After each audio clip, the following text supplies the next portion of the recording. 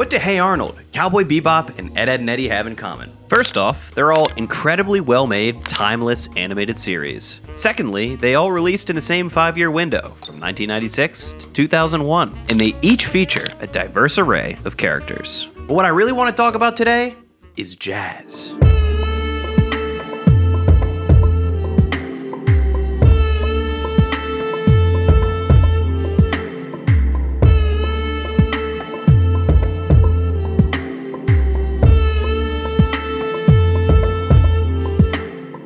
Each of these respective animated series features jazz music, either in their theme song, background music, or sound effects for emphasis. Jazz is a genre that fits each of these programs and animation in general quite well. Brings a rhythmic, soulful, and energetic expression to the atmosphere of these shows. When you think of jazz, you might picture the sublime genius of Miles Davis, John Coltrane, or Dizzy Gillespie, or the lovelorn lounge crooning of Billie Holiday or Nina Simone. There's a wide array of jazz music out there, splitting into many genres and subgenres. Just like jazz, animation can define a place, culture, and feeling very powerfully. It holds many different genres and styles within it, and serves as a laborious, intentional, and deeply expressive format. For many shows, jazz served as the perfect way to help elevate their characters and stories. And that is exactly what I'm here to discuss today.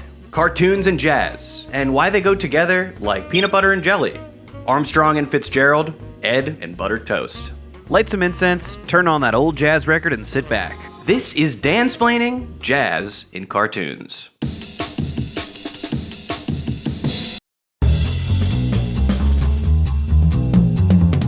Jazz originated in African American communities in the Mississippi Delta and New Orleans region in the late 19th century. Following the Civil War, military bands flooded pawn shops and markets with brass instruments. Recently freed slaves interested in music now had access to discarded trumpets, horns, and more. Soon they began to form their own bands, gathering places and musical style. Jazz is characterized by a variety of dynamic traits, including improvisation, call and response vocals, complex chords, and polyrhythms. The word jazz is said to have derived from an 1860s slang word, jazzum.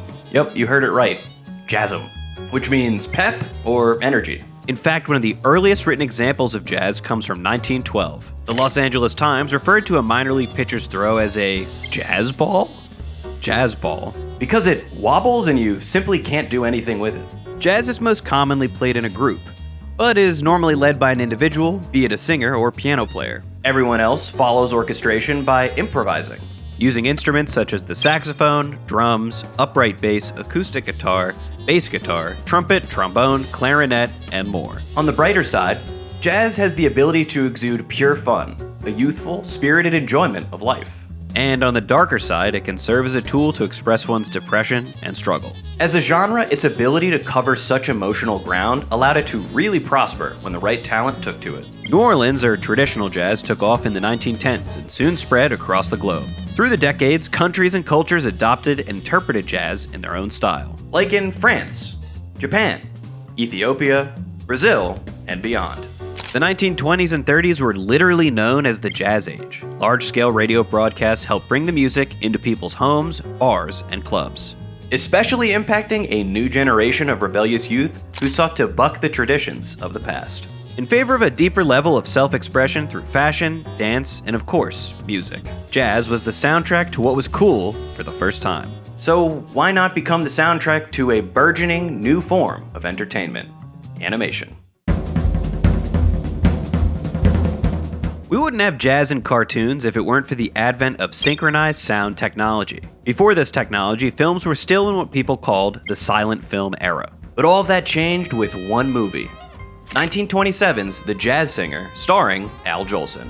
This movie features Al Jolson performing in blackface, a popular style during the vaudeville era that's now seen as an extremely racist act. While this film is important in the history of both jazz and film, we can't diminish its racist characterizations in today's viewing. Obviously, super not okay. Moving on. The film's plot follows a young Jewish man named Jakey Rabinowitz as he contrasts his religious family's wishes and runs away to become a jazz singer. For the first time, music, and in a few instances dialogue, were synced to the picture on screen. This technology opened the door for animation studios to use this tech for their productions. The first to combine music and animation was Fleischer Studios, a New York City-based studio known for Betty Boop, Popeye the Sailor Man, Bimbo, and more. Since the most popular music of this era was jazz, it only makes sense it would be the go-to score for their cartoons, which were shown as shorts before movies came on at the theater. Before cartoons were aimed at children, like they are today, they were directed towards all-age moviegoers instead. Fleischer Studios, owned by Paramount, battled for popularity with Disney in the late 1920s. When looking for inspiration, the New York-based studio took to the city's best music venues, who gave a platform to many African-American jazz musicians. Seeing the excitement and energy that jazz brought people made it the perfect way for them to differentiate themselves from Disney. Paramount granted Fleischer Studios footage of popular musical talents. For appearing in cartoons, musicians could perform at Paramount's many nationwide theaters. Finally, jazz and cartoons had been united. Fleischer Studios brought many of the best jazz acts of the era into their cartoon worlds, all while creating some incredibly subversive characters and stories. Take the 1932 Betty Boop cartoon, Minnie the Moocher, as an example. The animation was based on the Cab Calloway hit song by the same name. This cartoon helped Cab Calloway become the first African-American musician to sell 1 million copies of a single record. It begins with footage of one of his iconic performances. Calloway sleekly dances in a gliding manner in front of the band. In fact, Cab Calloway was one of the first famous acts to moonwalk, but he called it the buzz. The story is actually loosely based on both The Jazz Singer and Snow White, starring Betty Boop, obviously. Later on in the story, we see the same Cab Calloway performance, but animated, as a cartoon walrus is visually synced over his singing and dancing. It's extremely uncanny and spooky, but somehow still very evocative. Maybe you've seen this footage dubbed over in a more modern music video, like Mirror by Sam I Am and Earl Sweatshirt, or Mercury by Ghostmane. Early jazz typically portrayed the freeing sounds of liberated youth, but Minnie the Moocher takes a darker turn, throwing Betty Boop into a frightening place, like graveyards filled with ghosts and skeletons and caves with executioner's chairs. As the lyrics make several references to drug use and Fleischer Studios was created during a wild west of content moderation, or lack thereof. They could effectively do whatever they wanted in the 1920s and 30s, so they chose the twisted, macabre, and haunting.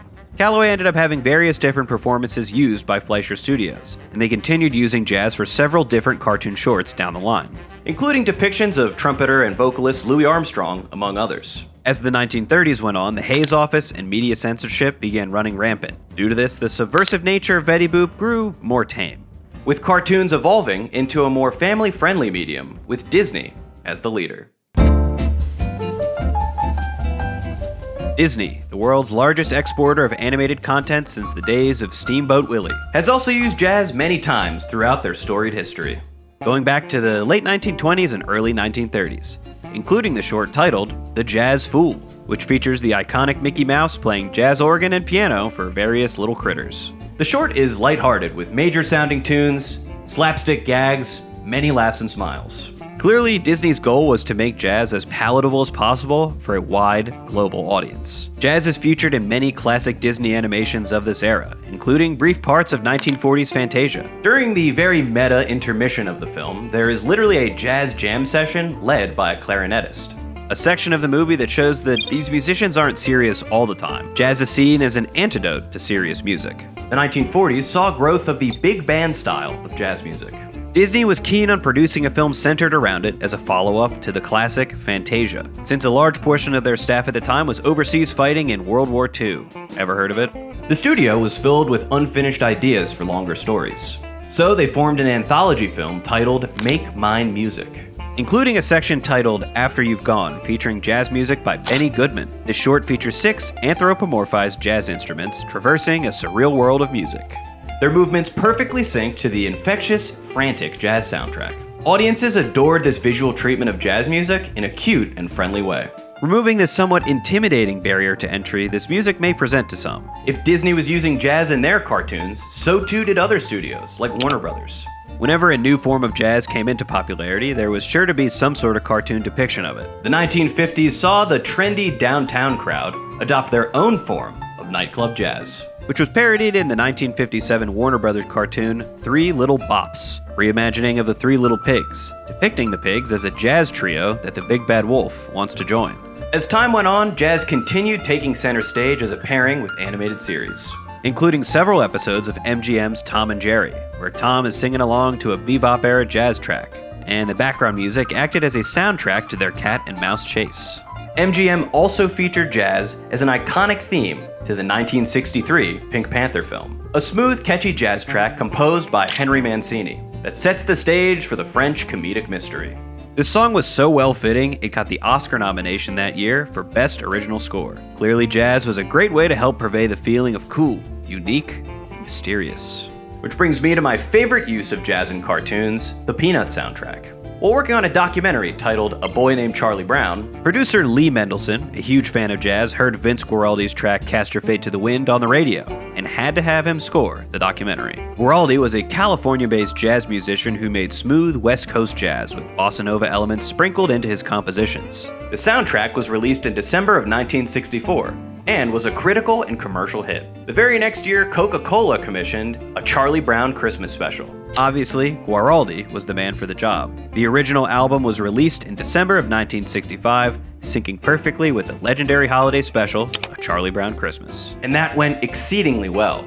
Many think this is the greatest Christmas album of all time, myself included. When people think of Peanuts, many associate them with these jazz classics. This smooth and wistful style of jazz purveys a feeling of both excitement and calm. A testament to the emotional power of jazz music as a vehicle of holiday cheer and nostalgia. Which brings me to our more modern 1990s cartoons I began this video talking about. I don't think I'm alone in the sentiment that Hey Arnold is one of the best cartoons ever made. It's a crown jewel of the golden age of Nickelodeon. The everyday adventures of Arnold and his friends felt incredibly relatable. Growing up around the same time the show was on, it felt like Arnold was my big brother. He went through these life experiences right before my eyes, and taught me a lot about life through his strong moral compass. There's still tons of episodes that I quote and go back to after all these years. I mean, who can forget Stoop Kid, Monkey Man, Pigeon Man, Chocolate Boy, and of course the episode Downtown is Fruits. And don't get me started on the Hey Arnold Christmas special, holding deep reflections on war, capitalism, and solitude, all packed into a kid's Christmas cartoon. Clearly, Hey Arnold wasn't afraid to challenge its audience, an ethos that carried over into their choice of music across the entire series as well. This show was created by animator Craig Bartlett, with music by Jim Lang, who had previously toured with Joe Cocker, the Pointer Sisters, and Todd Rundgren. The two had met while working for a company that produced theme parks and visitor centers, with Bartlett spending time locked in a warehouse in Japan with a bunch of engineers trying to make industrial robots do the funky chicken. Obviously, these guys were super eccentric, the perfect fits for this era of Nickelodeon. A network that was looking to take as many creative risks as possible to stand out in a relatively wacky world of children's cable television. They needed every detail of Hey Arnold to feel fresh, authentic, and cool. So jazz was how they were going to make that happen. Bartlett always wanted Arnold to have an off-kilter swing to it. After an initial failed first meeting with Nickelodeon management about the theme song, Bartlett and Lang had to go back to the drawing board. At the time, they were both listening to a lot of KCRW's Jason Bentley, who was playing a lot of acid jazz at the time. They realized that a mashup of that great pop jazz era of the 1960s and contemporary beats was a great musical zone for Arnold to live in. So why did Lang and Bartlett make this choice? For them, it was about challenging the audience. They didn't want to spoon-feed a simple, bright, and happy energy blast like Coco Melon or whatever bullshit's on TV now. I think people tend to assume that children can't deal with complexity. It's a curse of making entertainment for kids. Animated entertainment especially. This attitude sums up what made Hey Arnold so special. It was a show that was meant to open the world up to kids. Both in how Arnold and his friends freely explored the city, and how kids are constantly being introduced to new concepts and ideas for the first time. Hey Arnold's use of jazz introduced an entire new generation to the genre. Its mellow, bluesy chords felt like a subtle expression of Arnold's emotions. No matter what he was going through, jazz was able to help elevate the experience, whether to build a jolt of excitement for a lively, sunny afternoon, or to express a character's low emotional points Arnold is trying to help them through. Jazz's ability to score these very real feelings exhibits its potency. Take, for example, the final 5 minutes of Season 1, Episode 2B, titled Field Trip. We see Arnold and his grandmother suiting up to break a sea turtle out of a local aquarium. As they get dressed in their concealed black attire, a smooth sax blows in the background, reminiscent of the Pink Panther theme. They were clearly up to something mischievous, or mischievous, or whatever the word is. As they break in and free the turtle, Lockjaw begins to slowly swim away. While beginning his path back to the ocean, a gentle saxophone coats fuzzy piano keys. The turtle looks back at Arnold, his grandmother, and the polluted city he was trapped in. With music syncing perfectly to the hand-painted pastel sunset, we suddenly feel a swell of emotion for the stoic sea turtle. Arnold emotionally says to his grandma, "You're the best." And she says, "So are you, Arnold." I spoke about the 1990s being a jazz-tastic time for children's TV, and that wasn't exclusive to Nickelodeon. Cartoon Network was getting in on the action too. Which brings us to our next cartoon to discuss. One of the most off-the-wall shows about the mundanity of a suburban summer. The Three Eds graced Cartoon Network from 1999 to 2009 with 6 seasons and a TV movie. There was a seemingly unlimited amount of stories to tell about these three Eds, scamming and scheming their way across the cul-de-sac in search of 25 cents for jawbreakers. The Eds' adventures brought us into a vibrant, lively, and bizarre neighborhood, with a cast of characters that all bounced off one another to create wild adolescent tales. Like Rolf, a first-generation American kid who had an entire farm in his backyard. Jimmy and Sarah, younger kids who were able to outsmart and manipulate the Eds. Or even the Kanker sisters who thirsted after the Eds with an early teenage brutality. This beloved cartoon is also relevant for its use of various jazz elements, including the theme song, which has jazz, jump blues, and rockabilly tones within it. In my opinion, jazz fits so well into the universe of Ed, Edd and Eddy due to its chaotic, improvised energy. This was a show where the laws of physics didn't matter. Characters were extremely exaggerated in their movements and personalities, allowing jazz to capture the bombastic, spontaneous, and silly aspects of being a kid. Canadian composer Patrick Caird was the show's musical lead. He was inspired by the old-school cartoon stylings of Looney Tunes and the Flintstones. Caird himself was a jazz saxophone player by trade, touring with various bands in the past. He considers improvisation to be a key aspect of his success with the instrument, which led him to grow as a budding music producer with jazz as his core. By chance, Patrick Caird was living in a housing co-op with Ed creator Danny Antonucci. The two became friendly, and soon Caird was contributing music and sound effects to the studio Antonucci was working for at the time, International Rocket Ship. Soon enough, Antonucci created his own studio in Vancouver called AKA Cartoon. Their first show, called The Brothers Grunt, aired 42 episodes on MTV in 1994 to 1995.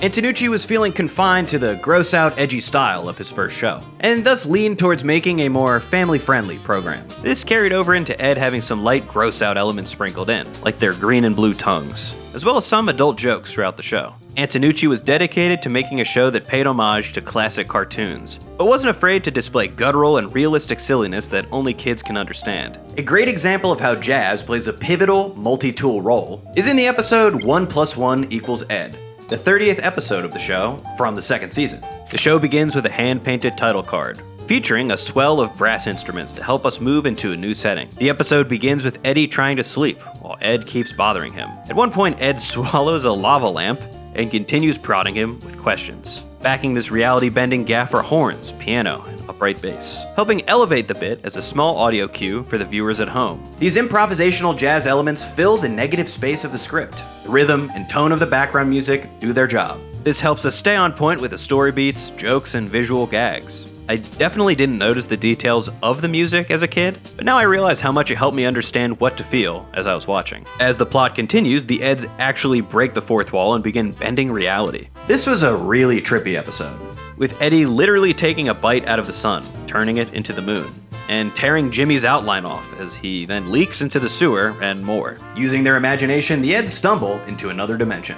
A place that jazz, unsurprisingly, expresses pretty well. A complex form of music that can help tell an off-the-wall story. Which leads us into space, for our next piece of animation to discuss. The genre-bending space opera classic, part neo-noir, cyberpunk, western, and comedy. Created by the great anime auteur Shinichiro Watanabe. It ran for just 26 episodes from late 1998 to early 1999 in Japan. Initially funded by Bandai to sell toys and merch, Watanabe recalled his only instruction was, "So long as there's a spaceship in it, you can do whatever you want." Watanabe is known for putting music at the core of every series he directs. He famously married hip-hop and anime in Samurai Champloo, and more recently created the singer-songwriter ballad series Carol and Tuesday. And let's not forget, the title of Cowboy Bebop literally has the word bebop in it, which is the name of the ship and the crew we follow throughout the show. Bebop is an early form of jazz from the 1940s that features incredibly fast tempo music, sometimes reaching over 200 beats per minute. The word bebop came from the nonsensical rhyming words used in scatting. Pioneers of the bebop era are some of jazz's most iconic figures, including the innovative composer-performing likes of Charlie Parker or Sonny Rollins, as well as Miles Davis, Dizzy Gillespie, and Thelonious Monk. Many think that bebop is a reaction to the overly commercialized jazz that took the world by storm during the Jazz Age. An alternative and new hip approach to the concept of jazz as a whole. From the second Cowboy Bebop's Tank begins, we're hit with alto saxophone by Masato Honda, as well as rhythmic bongos. Then we hear a double bass, followed by the only lyrics in the track. I think it's time we blow this scene. Get everybody and the stuff together? Okay, 3, 2, 1, let's jam. A reference to jam sessions that formed the bebop movement. These sessions most iconically took place in clubs in New York City, Kansas City, and Los Angeles. The rest of the opening is literally a jam session within the bebop genre. The big band jazz piece fills us with excitement for a space-age adventure with an edge. If we take a closer look at the intro, we literally see the word jazz. But this little paragraph goes far deeper than just mentioning jazz. It reads, "Once upon a time in New York City in 1941, at this club, open to all comers to play, night after night, a club named Minton's Playhouse. In Harlem, they played jazz sessions, competing with each other. Young jazz men with a new sense are gathering. At last, they created a new genre itself. They're sick and tired of the conventional fixed-style jazz. They're eager to play jazz more freely as they wish. Then, in 2071, in the universe, the bounty hunters who are gathering in the spaceship Bebop will play freely without fear of risky things. They must create new dreams and films by breaking traditional styles. The work, which becomes a new genre itself, will be called Cowboy Bebop." The jazz ethos is embedded into the DNA of Cowboy Bebop through these details. Each new frame of the theme song has these colored blocks that feature characters and ships. To me, they look like Reed Miles designed record covers from classic mid-century jazz albums. There are a few examples I found from Chet Baker, Duke Ellington, Lou Donaldson, and more. These simple yet elegantly designed albums are the foundation of bebop's art direction. Watanabe viewed creating an animated series much like a jam session between teams. His department served as different instruments within the band that was this show.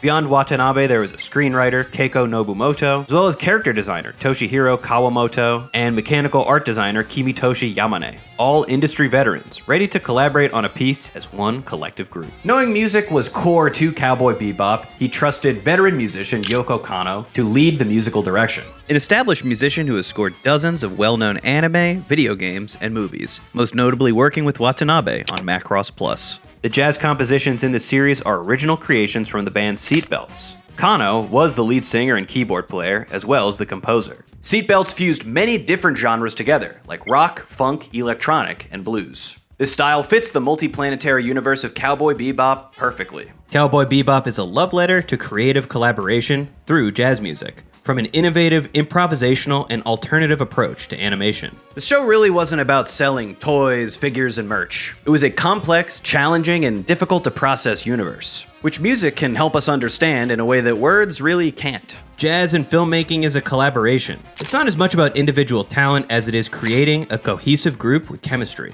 Jazz and animation are very much about community in that way. Sure, you can animate and play music alone, but making something truly classic like John Coltrane's A Love Supreme took an entire group of masters to form, like drummer Elvin Jones, bassist Jimmy Garrison, and piano player McCoy Tyner. And that's just a few of the band members. There was also legendary engineer Rudy Van Gelder, producer and photographer Bob Thiel, and album art designer George Gray. Creating impactful art often takes a village. I'd be remiss if I didn't at least briefly mention these three iconic animated series for their use of jazz: Lupin III, The Simpsons, and The Boondocks. I've only seen the film Lupin III, The Castle of Cagliostro, directed by Hayao Miyazaki, and I didn't really feel like I could have spoken to the franchise as a whole, which includes manga, anime, movies, video games, and more. The music in this movie was fantastic and scored by jazz artist Yuji Ono. The film's music borders jazz, orchestral, and even classic or romantic music, with a variety of tracks that go from energetic spy movie horns in Car Chase to gorgeous strings and dainty flutes on the track Fire Treasure. Lupin III is a wonderfully deep spy series that is absolutely worth a dive into. The Simpsons also has multiple notable jazz elements within it. Its theme music by Danny Elfman has heavy influence from big band music. Lisa iconically plays the saxophone throughout the series, much to Homer's chagrin. There are several episodes dedicated to Lisa's prodigious saxophone talents, including Season 9's Lisa Sax, which tells the story of how Homer sacrificed to get Lisa her first saxophone. And we can't forget Springfield's own legendary saxophonist, Bleeding Gums Murphy. He acts as a musical idol to Lisa before his passing in the Season 6 episode, Round Springfield. Murphy, a saxophone player, inspires Lisa's interest in jazz. Following his death, she plays the Carole King song Jazz Man to his face up in the clouds. Finally, The Boondocks lightly uses jazz, especially as background music. The show is better known for its use of hip-hop, but it can be argued that without jazz, there wouldn't be a lot of hip-hop we enjoy today. There's this one really iconic fight scene where Matt Villainy is playing. In it, the track Raid samples a well-known jazz song, the Bill Evans Trio's Nardis, at the Montreux Jazz Festival. Thank you so much for joining me on this multi-generational jazz journey. We've taken a look at the early cartoons that used jazz and traveled through the mid-century, eventually landing in the late 1990s where we focused on 3 banger shows: Hey Arnold, Ed, Edd n Eddy, and Cowboy Bebop. Jazz clearly did a great job of making these shows feel so special, creating incredible soundtracks, characters, and stories that have clearly stuck with millions of people and changed the landscape of animated programming. So to end this video, please enjoy a special live jazz performance by Bruno the Pomeranian. Thank you and good night.